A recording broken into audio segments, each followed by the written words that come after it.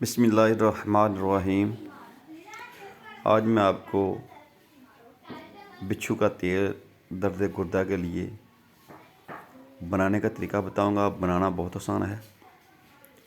جن کسی دوست کو اگر درد گردہ کا مسئلہ ہو، تکلیف ہو، تو درد گردہ کی جگہ پر آپ نے اس تیل کو لگانا ہے۔ انشاءاللہ اللہ کے فضل کرم، اس کی رحمت سے جو درد ہے وہ ختم ہو جائے گی۔ تو سب سے پہلے آپ نے بچھو لینے ہیں۔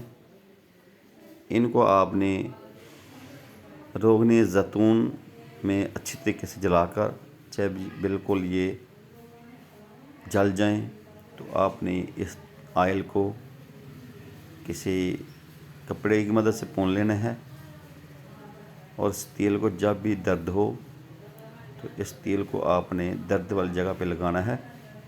انشاءاللہ اللہ کے فضل سے تیل کا لگتے ہی جو درد گردہ ہے وہ ختم ہو جائے گی۔